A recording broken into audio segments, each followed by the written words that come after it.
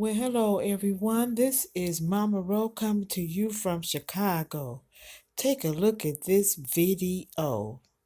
Startling research shows black girls are much more likely to be punished in school than white girls. Time and time again, we've seen disturbing videos of school resource officers and teachers using violence to punish young black girls. As part of our School Matters series, we spoke to a 13-year-old who says she was dragged outside and left in the cold by her teacher in the second grade. She's featured in a new documentary trying to ensure this does not happen to anyone else. Extreme punishment of black girls in schools is more common than you may think. According to a 2017 study by the National Women's Law Center, black girls are more than 5 times more likely to be suspended than white girls and are 6 times more likely to be expelled. Me getting into big trouble. 13-year-old Samaya Dillard and her family are not surprised by those numbers. Samaya's story was featured in a new documentary called Push Out: The Criminalization of Black Girls in Schools. In your own words, what happened in the second grade? I was basically bullied or felt bullied by my teacher. She said in second grade, an argument with another student led to her teacher dragging Samaya outside. She then grabbed my chair that I was sitting in and dragged me across the room to the door and sat me outside. Outside? Yeah. Like outside in the cold? Yes. And this was the day before Christmas break. And then what happens? I just decided to leave. Their story made the local news in Sacramento. A second grade girl walked away from her Natoma school and no one knew where she was for more than 2 hours. You were near a freeway.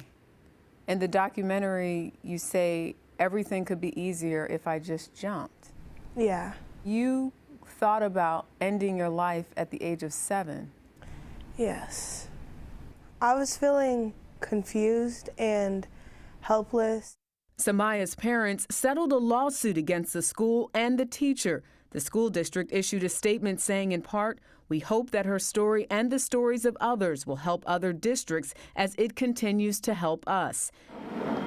It's stories like Samaya's that pushed educator and author Monique W. Morris to raise awareness through the documentary. You really begin to pick up on the stories across the country. You start to recognize that this is actually a pattern of violence against black girls. What do you think is at the heart of the disparities that we see with young black girls? Black girlhood and womanhood is constructed by these ideas in our society of them being hypersexual, of them being loud and angry. Women who lead and The film was screened last month at the New York Metropolitan Museum of Art and will air on PBS next year. We're never gonna make it. They say my life is not a success. they say I'm problematic because I'm bold. I want people to walk away from this documentary understanding, number one, that our girls are not disposable, and to really think about how we can shift our understanding of what constitutes a bad attitude or sassiness or combativeness.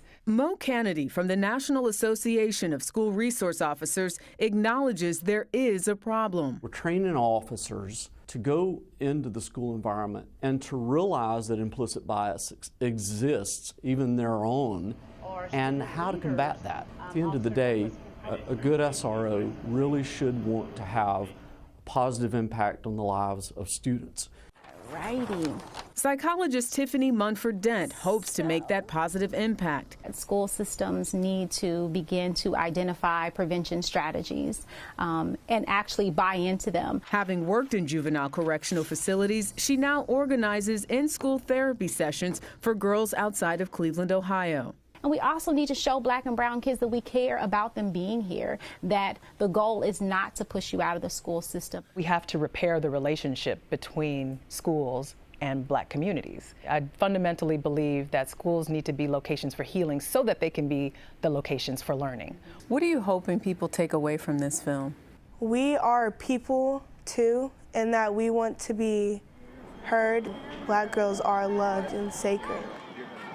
Morris said she has interviewed more than 150 girls, educators, and justice professionals and visited more than 30 communities throughout her career doing this research. You know, it started off with her book, and she really talks a lot about Black feminine identity and just how it has been constructed in a way that, you know, you're not surprised that they're treated differently. Black girls are treated differently in school. Way differently, according to Yeah. those numbers. We see the videos, we cover them on the air here, and you think, I wonder if there's a trend here. There is a trend. Yeah. So I think just exposing that in her PBS documentary, she's hitting all schools, at the very least, having a platforms. conversation about it is really important. Everything starts with the conversation. Yeah. And everyone seems to be on board now, so maybe a follow-up to see if things actually change. All right. All right. Thank you very much.